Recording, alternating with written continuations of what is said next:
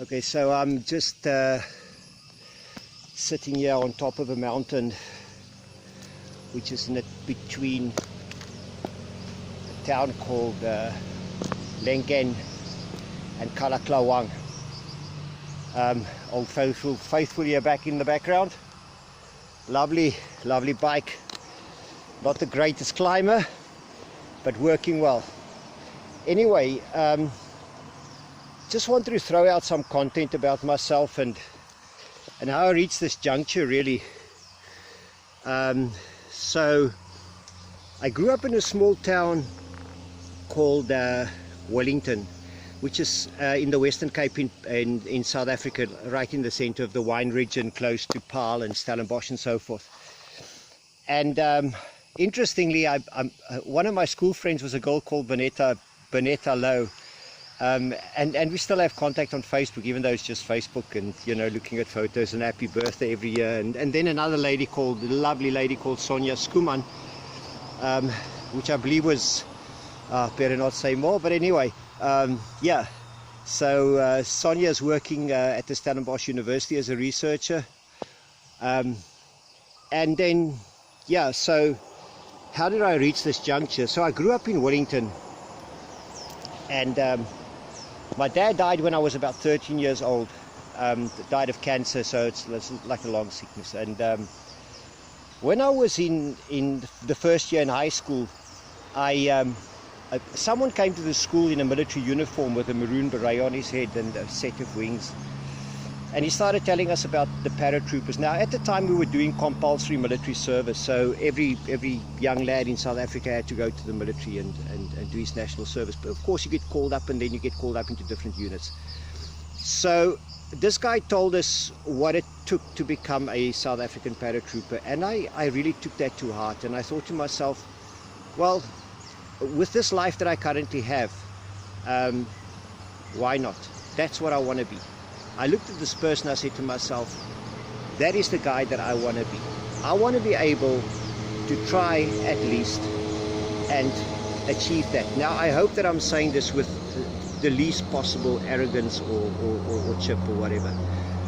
But it's not an easy course. It's about between an 8 and 10% pass rate for the people who enter. And it's a selection process in order to enter.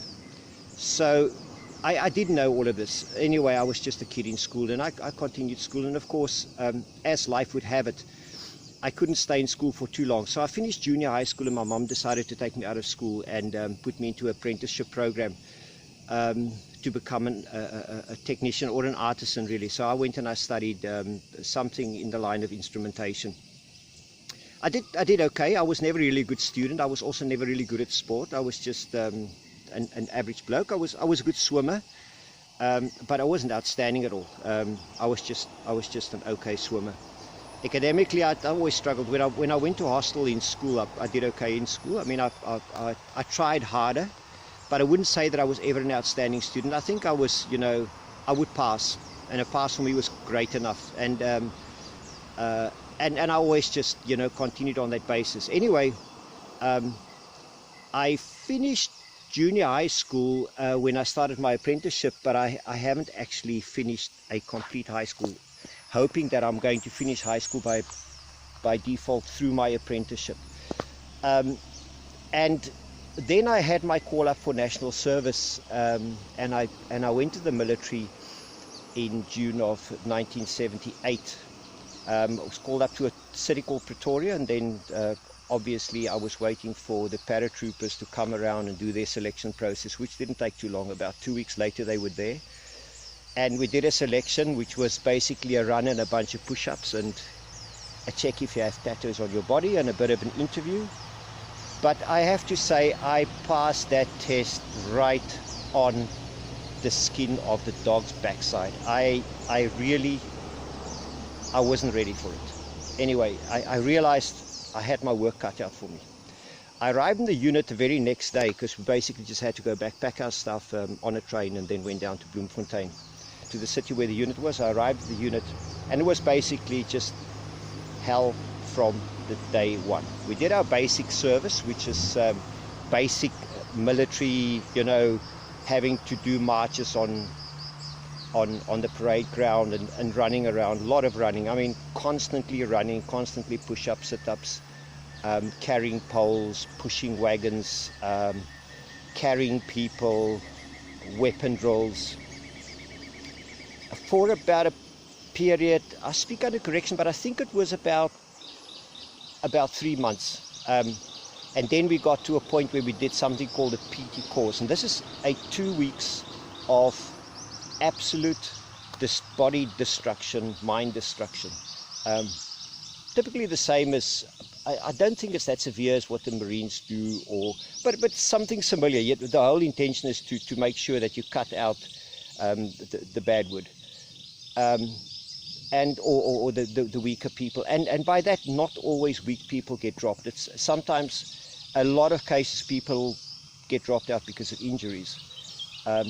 But at the time, I was a young kid. I was 17 years old, and I weighed about 60 kilograms, and I had to carry a good pack of weight on my back, and I have to lie if I tell you what the weight was, but it was heavy. And then, of course, carrying people around with their kit as well, and so on. So I went through the course, and I failed the course on the last day in one test. This was after there was a major cut out of people, and I mean, you just see people disappear. They just basically leave. They go pack their stuff. By the evening, when you get back to your bungalow, they're gone. Anyway, I failed the course, and my option now was, because I was in the unit, I could choose to leave, or I could choose to stay and go on another course a week later. Now, the PT course is 2 weeks and the jumping course is 3 weeks. So in order to qualify for the next round of jumpers, for the next round of jumping course, I had a week of resting, and then I was back onto the next course. So I did it. I went on the next course. It was no better than the first one. I was just mentally better prepared, I suppose. But I passed it. I made it. I went and I did my jumping course. And again, during the jumping course, in one specific test, for some reason, I don't know why, but I just couldn't hold my feet together. And this company sergeant major, a guy called Saki Murray, who's like, I can tell you stories about this guy. I can sit here for hours and talk about him. But anyway, he came and he stood in front of me and he says to me, "Swanee, the only thing that you have to do now is hold your feet together. Because if you don't, you're out. You're gone. It doesn't matter how hard you fall, but your ankles have to be together." And he swung me up on this massive high rope as high as they possibly could. Swung me up, and they brought me in for a landing. And I decided, just hold your ankles together. It doesn't matter if you break your neck, but hold your ankles together. And I did. And I did the perfect roll, and I did the perfect landing. And the next day I was in an aeroplane and we started jumping. Anyway, I finished this course and I continued, and we formed a company called F Company, and I still have contact with a lot of people. One of my best friends, a guy called Cozy O'Neill, also a legend, a living legend, Paddy Maggot, Tommy Kruger, Bobby Treater, Paddy Maggot, and gee, I can't remember a lot of the guys' names, but I'll get to that later. I struggle a bit with remembering people's names for good reason. So we qualified and we became a bunch of real brothers. But at that time, I realized that it does not take. Of course, it takes physical strength, and of course, it takes a strong body to achieve something like that. But it's a mind game, and if you can make up your mind that you want to achieve something, then that is 80% of the problem solved. Now all that you have to do is you have to use your mind to push your body through that pain and that suffering and the lack of sleep and the dirtiness and the hunger and the thirst and more pain. and shin splints and shoulder pains and back pains, and you just have to take your mind and push yourself right through to the end. And when you get to that final last test, it's not a difficult test. It is how strong your mind is to push you through to that test. Now, I'm sure that there's many people that's going to look at this later and say, well, they're probably talking a load of crap because you need a physical strong body. That's what I required. I required a strong mind to get myself through it, and I made it. And I took that on board, and I kept that with me. Anyway, I did my training. Of course, we as soldiers, we went to a war zone in Namibia, and we were actively involved in a war. Let me leave that there. And then we got moved over to, which was then still Rhodesia, and we had to go and act as South African soldiers inside of the Rhodesian War, to try and clean out what they called at the time tribal trust areas. We got actively involved in that war. It's not something that one would want to talk about or discuss, so I'm not going to ponder into that too much. But there was an incident on the 20th of February 1980 at 2 o'clock the afternoon. We were doing training in trenches in order to attack a base, and unfortunately a hand grenade landed in my trench, and I got blown up badly, absolutely terribly. And Cozy, my mate, got injured, serious wounds in his legs, lost his ability to write and his ability to run. He was a fantastic athlete. I, of course, had wounds all over my body. But the worst for me is that I ended up deaf. Not 100% deaf, but I guess I can hear about a normal person's 40%, or maybe, yeah, let's say 40%. But you learn to adapt, and you learn to live with that. Anyway, the worst thing for me was a piece of shrapnel entered my brain, and I lost my memory. So it entered just above my ear on the right hand side here, in the back of my brain, and I essentially lost my ability to read and write, and also my ability to memorize things short term. And I didn't really think that it was that bad, because I didn't really know in what bad a state I was. I flew out from there. And I just wanna hats off to one guy. His name was, we called him Jooster. I linked to him on Facebook the other day, but I can't. He didn't really respond, so I don't really know where he is. This guy was the bloke who basically pulled me out of that trench and injected me with a product called Sosagon, which was illegal at the time, but it was a product that helped your heartbeat and your blood flow. I don't really know how the product works, but anyway, I believe that injection was the one thing that saved my life. But I recovered from that. I finished my military service in June 1980, and I continued with my apprenticeship, but clearly there was something severely wrong with me. And I went to see a bunch of doctors at the time to sort of check at what level of disability I had, and what money the government is going to give me as a pension for my injuries. And I went and I saw this psychologist, and he said to me, the truth about your situation is that there is nothing that we can do for you.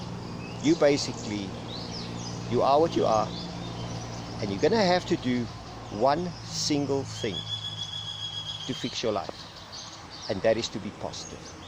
And he said, if I give you a piece of good advice, is you go write the word positive on your mirror, and you write positive in your mind, and everything that you approach from this day going forward has to be positive thoughts, positive actions, positive thinking. And I walked out of there, and you always go to a doctor and you think, oh well, they're gonna fix you, but this bloke couldn't fix me. I was basically what I was, and that's it. Anyway, I just decided to apply what he told me. But of course, the war injuries and the war leaves you with scars, and I'm sure that a lot of the people that still know me and that was part of that war with me suffered exactly the same post-traumatic stress that I suffered through my life. Heavily drinking, the inability to hold proper relationships with people, overconfident, yet lack of confidence in a lot of cases. But I just strived and I continued forward. Anyway, of course I took chances. I did things in order to get myself into, into positions in companies, to get myself a promotion. I just worked bloody hard. And I wanted to do something with my life, but I couldn't really figure out what.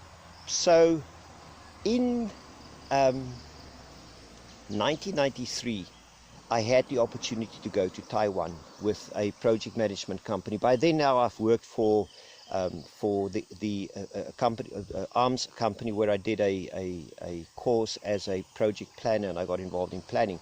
And as you can see, my shirt here, Taiwan, this is basically my beloved first country these days. I had an opportunity in 1993 to go to Taiwan, and immediately while in Taiwan I saw these wonderful products that was available, and I started a trading company. But I was becoming more and more conscious of the fact that the world were not moving in a direction that I felt was conducive to this world surviving for a long time. And I wasn't that conscious at the time about it, but I kept on picking up about it, because I came out of this beautiful, pristine, clean South Africa, and then I worked in Taiwan, and I traveled to places like Hong Kong and a bit into China.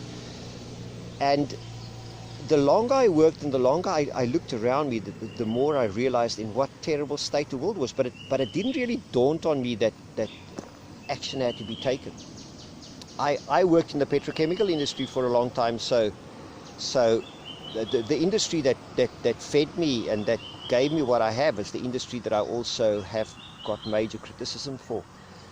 And not only petrochemical, but in general, the way that we approach and deal with the world these days. And I was working for a company called CTCI from about 2006, and whilst working for this company, the economic crisis basically hit us in 2008, and there was a movement in the company that we needed to come up with new ideas and create business opportunities, really, or not really the company, but sort of a thought that I had. I just, like, this thought hit me that I should try and at least go to the management and say, let's start with a think tank inside of this company. Let's start with a way that we can use this incredibly intelligent group of people, because the company had about 7,000 staff, and most of them were graduates and most of them were engineers. Of course, I wasn't a graduate, working in a quite a high level management position, and it just shows you what kind of positions I got myself with absolutely no education. But that is another long story for another time.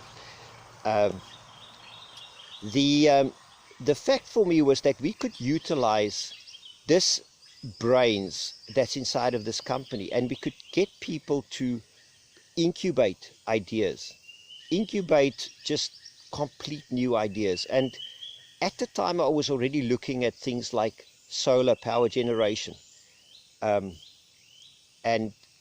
inverters and wind generation and wave power, and a way to generate without using natural resources, a way to move cars without using natural resources.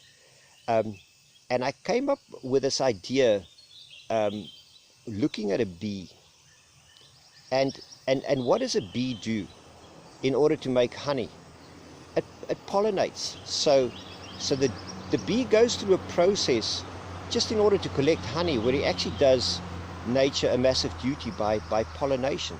And I decided that if we could see ourselves as bees, and while we go about making honey, we could actually pollinate new ideas.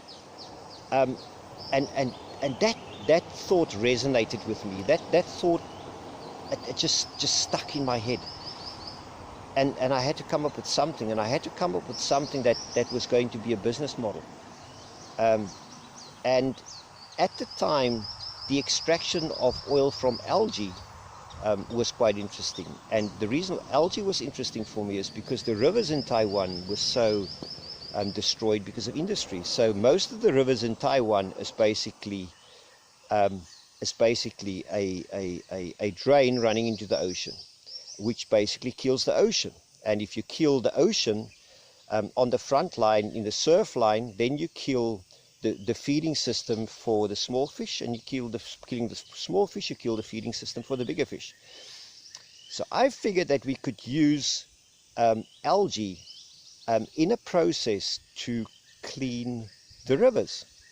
So if we could blank off the rivers, spin the water into a holding area, and then use algae to clean the water, and then extract the algae, crack the algae, extract the oil, and use the remaining algae for animal feed.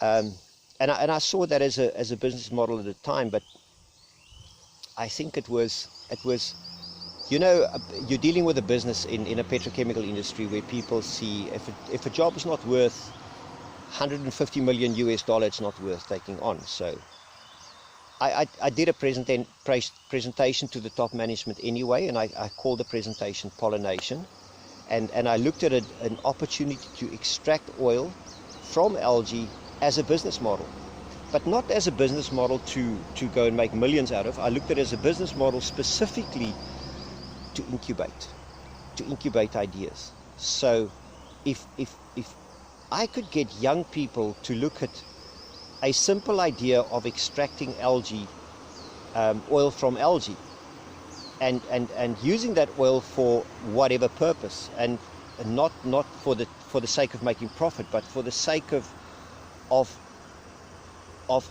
incubating ideas in order to develop other products and other methods and a new way to run cars. And at the time in 2008, there wasn't many battery cars around, and I mean, good old Elon Musk didn't have his Tesla car on the road then, and there was maybe a few companies looking at that, but I mean that is way above my paycheck and my brain's capability. I'm not that smarter engineer to think out things like that, and I'm not an engineer anyway. So I continued with this thought, and then I started really doing research about where are we heading and how can we change things. And this is when the Taiwan government just started off by putting wind generators out on the ocean, and of course with major pushback from the opposition, and because it was absolutely ridiculous to try and generate 1 megawatt from one wind generator when you need 800 gigawatts from one power station. It's just, the calculation just didn't work. But anyway, the Taiwan government, just at the way that they are, the Taiwanese people is very interesting in the sense that when they get a bee in their bonnet about something, they do not stop.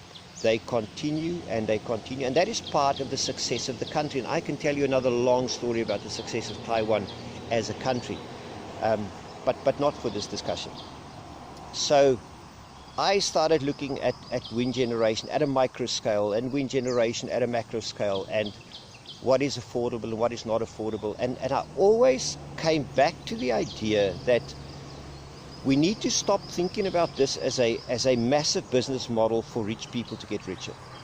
We need to look at this as a business model, and not even as a business model. We have to provide for the poor, because this is the world's problem.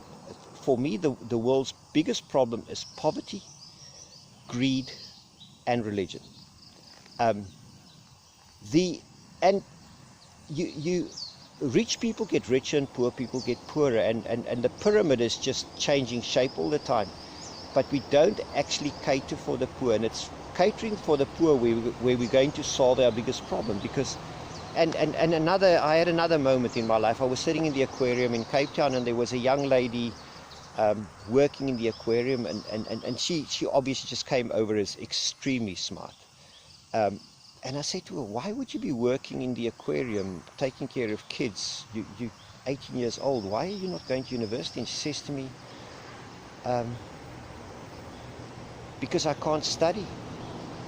And I says, well, why can't you study? She says, because we don't have lights in our shack. And it's like she hit me with a hammer in my face. I thought to myself, this poor kid, you don't have lights in your shack. I couldn't continue the discussion. I couldn't continue talking to her. I couldn't really solve the problem. I just walk away from that discussion with this hole in my stomach. She didn't have lights in the shack. And I thought, how could I solve that problem? How could I come up with an idea that is going to improve her life? And I thought, well, that's very simple. You need one solar panel with a battery inside of it and a light. Because that girl wants to come home at night into her shack, turn on the light and study. And it is so cheap.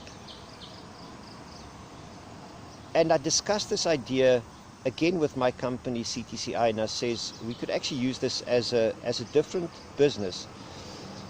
We could build these units, and I went and I had a cost done on it. I had this discussion with Mike Steen, a good friend of mine working for Nike. We had this discussion on the beach while we were windsurfing and kite surfing, and I said we could actually use this as a business model to go and promote our company CTCI in Africa. We could make millions of these units, stick it on people's roof, and give them 4 hours of light at night. Because what do these families want to achieve? The very basics. Every father have one single duty in their life, and that is to educate his children, put food on the table. That is the absolute basic thought of every single father. Doesn't matter rich or poor. And again, I went to CTCI, but the idea of pollination with the algae just didn't sell. It wasn't a business model big enough for this great, fantastic big company. It wasn't something that they're going to make money out of. It wasn't about educating people, and I'm not saying this in any way, in any sense of bitterness. Or maybe I'm just bitter because I wanted this idea to go, and it didn't go. Again, I took this thought back to the company, and I says, this is a way that we can market ourselves. We can market CTCI. We can make 1 million of these things and put them on top of shacks in Soweto, in Johannesburg, in Nigeria, in Kenya, in Tanzania, in Mozambique, in Angola, and we can basically go and sell the name CTCI, and we can get government support for our company to help us in the future do petrochemical projects in the country. But I didn't understand how the business model of CTCI worked, and I mean, these businessmen obviously had different agendas, and this idea didn't fly. Anyway, I continued with my ventures, basically trying to export solar panels, export inverters to South Africa, because that's basically my home country where I grew up. And while I was still trying to do a job, and it was going okay, but I just never had the time and never had the proper I suppose, push from myself to give up what I was doing, because the evil of a job is it makes you so much money that you stop doing something that is your passion. And I suppose CTCI's management had exactly the same problem that I had as an individual, but I always believe in the fact that I as an individual could make a change. I could make a difference. And while I was in South Africa, I had quite a lot of discussions with my friend Carl Hansen, another absolutely brilliant bloke, outstanding brain on him. It's just phenomenal what this guy is doing and thinking and what he does in his little factory, and it sets a very good example for the world how one single individual can just run his little company and, you know, make money and take care of his family and so forth. But the things that we could not get beyond every time we had this discussion, that it does not matter how much power you can generate with solar, and it doesn't matter how much power you can generate with wind or with water generation or with any other method. If you cannot store that power, you have a problem. And storage is the bottleneck. And it's not just like a small little bottleneck. Storage is a massive, big bottleneck. And it's also the most expensive bottleneck, because solar panels are becoming cheaper and cheaper. Their output is just increasing. It is just absolutely phenomenal. LED lights is now burning off nothing. If you look back at what LED lights were like in 2008 and what they are now, it is just shocking how much they improved. If you look at the ability of inverters, I mean, the inverter used to be a stupid, like, current changeover AC to DC nonsense, very silly mechanical piece of equipment. Inverters these days is a computer. It is an intelligent thing. It reads the capacity of your solar panel. In half the solar panel, it uses more of the one half of the solar panel than the other half of the solar panel, and so it uses more current from the one panel to the other, depending on where the shade is moving and so forth. Inverters are phenomenally intelligent, yet we're still stuck with the storage problem. We cannot store enough capacity. And now it's not enough capacity for, say, you have sunshine during the day and you don't have sunshine during the night, and you can store enough electricity to carry you over the night. What happens when it rains for a week? You don't have enough storage. Now, if you want to cater for rain during the week, let's not think about the poor guys in the UK or the Western Cape where it rains for 3 weeks. Storing electricity for a week for a house becomes a massive capital outlay. And this is the thing that has to become cheaper. Batteries simply have to become cheaper and better. And so this is where I'm heading. I'm heading back to Taiwan, and I want to go look at this. And I want to go look at, from the last research that I've done about, 6-7 years ago, to what it is now. I want to go walk back into those factories, and I'll take you guys through that tour. I'll take you through the factories, and I'll teach you what I read, and I'll share my information with you, and I'll go and see if there's an opportunity that I can trade in batteries, and that I can become a link for people who want to trade with batteries from Taiwan to the rest of the world. So let's close this one. I need to get back on the road. We'll talk soon. Bye bye.